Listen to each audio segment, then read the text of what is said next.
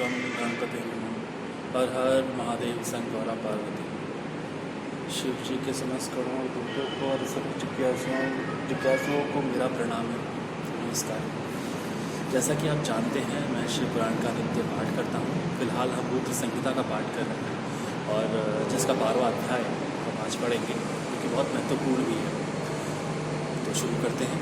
भगवान शिव की श्रेष्ठता तथा उनके पूजन की अनिवार्य आवश्यकता का प्रतिपादन। नारद जी बोले, ब्राह्मण प्रजापति, आप धन्य हैं क्योंकि आपकी बुद्धि भगवान शिव में लगी हुई है। विधे आप पुनः इसी विषय का सम्यक प्रकार से विस्तार पूर्वक वर्णन कीजिए।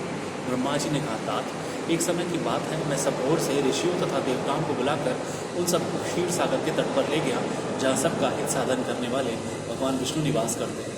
वहाँ देवताओं के पूछने पर भगवान विष्णु ने सबके लिए शिव पूजन की विशेषता बताकर यह कहा कि एक मुहूर्त या एक क्षण भी जो शिव का पूजन नहीं किया जाता वही हानि है, वही महान छिद्र है, वही अंधापन है और वही मूर्खता है।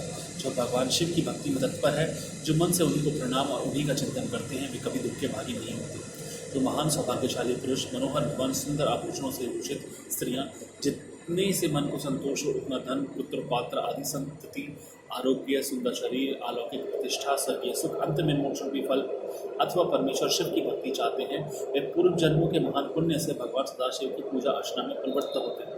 जो पुरुष नित्य भक्ति परायण हो शिवलिंग की पूजा करता है, उसको सफल सिद्धि प्राप्त होती है तथा वह पापों के चक्कर में नहीं पड़ता।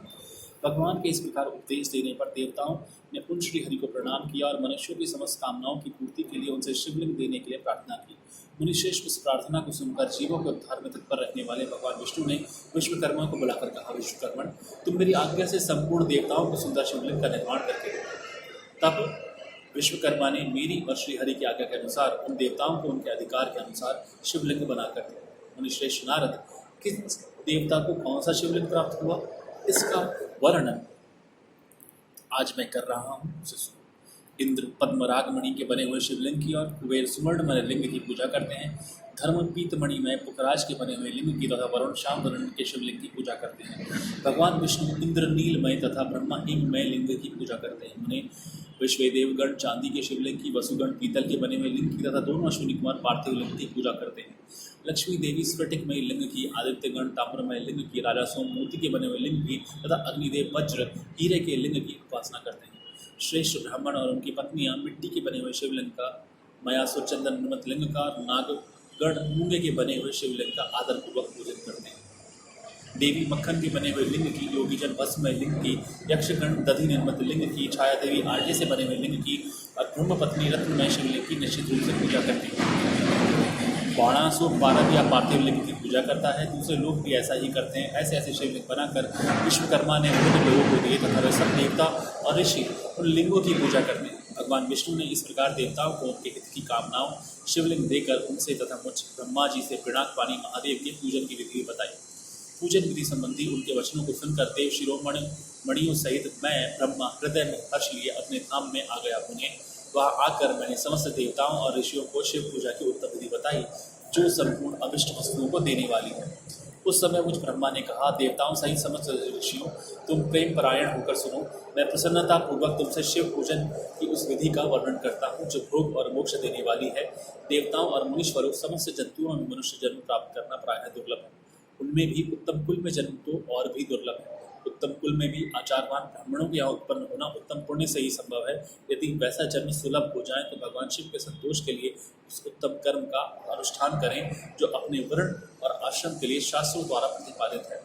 जिस जाति के लिए जो कर्म बताया गया है उसका उल्लंघन ना करें। जितनी संपत्ति हो उसके अनुसार ही दान करें। कर्म में सहस्रों यज्ञों से तपोयज्ञ बढ़कर है। सहस्रों तपोयज्ञों से जप यज्ञ का महत्व अधिक है। ध्यान यज्ञ से बढ़कर कोई वस्तु नहीं है। ध्यान यज्ञ का साधन है, क्योंकि योगी ध्यान के द्वारा अपने इष्टदेव समरस शिव का साक्षात्कार करता है। ध्यान यज्ञ में तत्पर रहने वाले उपासक के लिए भगवान शिव सदा ही सन्निहित हैं। जो विज्ञान से संपन्न है, उन पुरुषों की शुद्धि के लिए किसी प्रायश्चित आदि की आवश्यकता नहीं। मनुष्य को जब तक ज्ञान की प्राप्ति न हो तब तक वह विश्वास दिलाने के लिए कर्म से ही भगवान शिव की आराधना करें। जगत के लोगों को एक ही परमात्मा अथवा अनेक रूप में अभिव्यक्त हो रहा है। एकमात्र भगवान सूर्य एक स्थान में रहकर भी जलाशय आदि विभिन्न वस्तुओं में अनेक से दिखते हैं। देवताओं, संसार में जो जो सत्य या सत वस्तु देखी या सुनी जाती है वह सब पर ब्रह्म शिव रूप ही है, ऐसा समझो। जब तक तत्व ज्ञान ना हो जाए तब तक प्रतिमा की पूजा आवश्यक है। ज्ञान के अभाव में भी जो प्रतिमा पूजा की अवहेलना करता है उसका पतन निश्चित है। इसलिए ब्राह्मणों, यह यथार्थ बात सुनो। अपनी जाति के लिए जो कर्म बताया गया है उसका प्रयत्नपूर्वक पालन करना चाहिए। जहाँ जहाँ यथावत भक्ति हो उस आराध्य देव का पूजन आदि अवश्य करना चाहिए। कि पूजन और दान आदि के बिना पातक दूर नहीं होते। जैसे मैले कपड़े में रंग बहुत अच्छा नहीं चढ़ता है, किंतु जब उसको धोकर स्वच्छ कर लिया जाता है तब उस पर सब रंग अच्छी तरह चढ़ते हैं। उसी प्रकार देवताओं की भली भांति पूजा से जब त्रिविध शरीर पूर्णतया निर्मल हो जाता है तभी उस पर ज्ञान का रंग चढ़ता है और तभी विज्ञान का प्राकट्य होता है। जब विज्ञान हो जाता है तब भेदभाव की निवृत्ति हो जाती है। भेद की संपूर्णतया निवृत्ति हो जाने पर द्वंद्व दुख दूर हो जाते हैं और द्वंद्व दुख से रहित पुरुष शिवरूप हो जाता है। मनुष्य जब तक गृहस्थ आश्रम में रहे तब तक पांचों देवताओं की तथा उनमें श्रेष्ठ भगवान शंकर की प्रतिमा का उत्तम प्रेम के साथ पूजन करे, अथवा जो सबके एकमात्र मूल है उन भगवान शिव की ही पूजा सबसे बढ़कर है, क्योंकि मूल के सींचे जाने पर शाखा स्थानीय संपूर्ण देवता स्वतः तृप्त हो जाते हैं। अतः जो संपूर्ण मनोवांछित फलों को पाना चाहता है वह अपने अभिष्ट की सिद्धि के लिए समस्त प्राणियों के हित में तत्पर रहकर लोक कल्याणकारी भगवान शंकर का पूजन करे। यहाँ पर अध्याय 12 समाप्त होता है। हर हर महादेव शंकर। धन्यवाद।